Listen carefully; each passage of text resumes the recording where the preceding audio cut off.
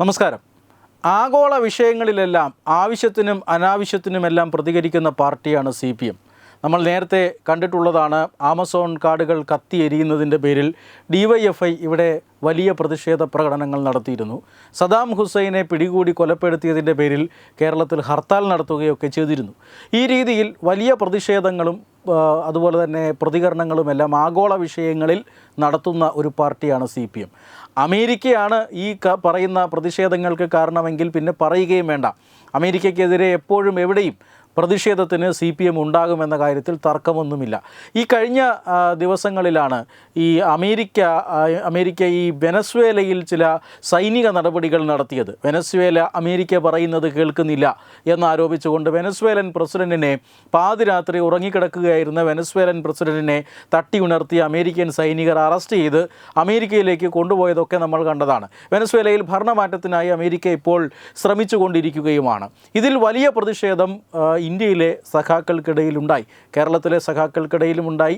ഇന്ത്യയിലെ മറ്റ് സംസ്ഥാനങ്ങളിലെ CPM പാർട്ടി ഉള്ള സ്ഥലങ്ങളിലൊക്കെ വലിയ പ്രതിഷേധ പ്രകടനങ്ങളൊക്കെ നടന്നു എന്നാണ് പറയുന്നത്.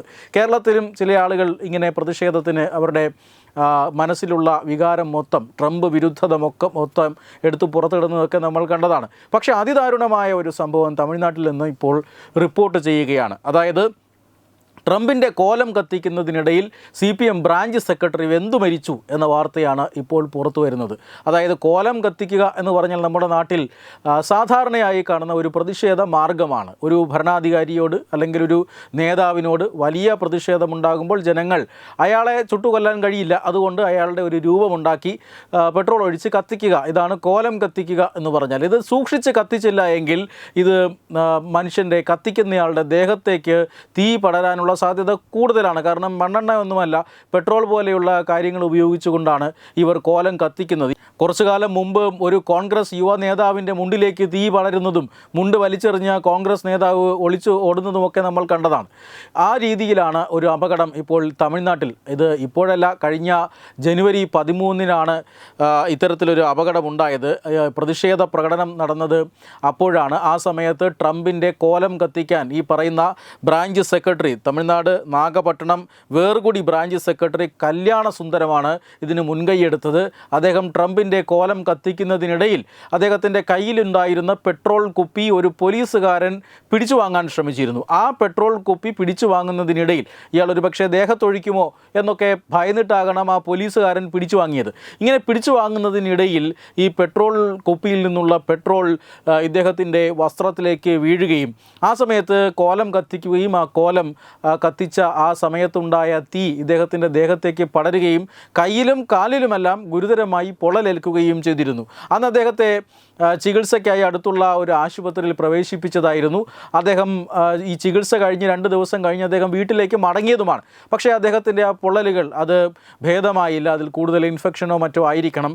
തുടർന്ന് ഈ ഗുരുതരാവസ്ഥയിലായതിനു ശേഷം അദ്ദേഹത്തെ തഞ്ചാവൂർ മെഡിക്കൽ കോളേജിൽ പ്രവേശിപ്പിക്കുകയായിരുന്നു. തഞ്ചാവൂർ മെഡിക്കൽ കോളേജിൽ വെച്ചിട്ടാണ് അദ്ദേഹം ചികിത്സയ്ക്കിടെ അന്തരിക്കുന്നത്. അതിദയനീയമായ അല്ലെങ്കിൽ അതിദാരുണമായ ഒരു മരണമാണ് അദ്ദേഹത്തിന് പറ്റിയത്. കാരണം അത്രമാത്രം ഒരു നിമിഷത്തെ അശ്രദ്ധയാണ്, ട്രംപിനെതിരെ പ്രതിഷേധിച്ചതാണ്. ട്രംപ് വെനസ്വേലയിൽ നടത്തിയ ആ സൈനിക നടപടി, അതിന്മേൽ പ്രതിഷേധിച്ചതാണ്. അദ്ദേഹത്തിൻ്റെ രാഷ്ട്രീയ പ്രതിഷേധമാണ്, അദ്ദേഹത്തിൻ്റെ പാർട്ടി നേതൃത്വത്തിൻ്റെ ഒക്കെ നിർദ്ദേശപ്രകാരം നടത്തിയ പ്രതിഷേധ പ്രകടനമാണ്. ഒരു നിമിഷത്തെ അശ്രദ്ധ ആ പോലീസുകാരൻ്റെ ഭാഗത്തു നിന്നും ഒരു പക്ഷേ ആ അശ്രദ്ധയുണ്ട്. ആ അവിചാരിതമായി ആ ബോട്ടിൽ പിടിച്ചു വാങ്ങുക, അത് തീ പടരുന്നതിലേക്ക് നയിക്കുക. എന്തായാലും CPMൻ്റെ ബ്രാഞ്ച് സെക്രട്ടറി ഒരു വിലയേറിയ ജീവനാണ്, ഒരു പൊതുപ്രവർത്തകൻ്റെ ജീവനാണ് ഈ ഘട്ടത്തിൽ പൊലിഞ്ഞത് എന്നുള്ളതാണ് ഏറെ ദുഃഖകരം. വെബ് ഡെസ്ക് തത്തുമൈ ന്യൂസ്.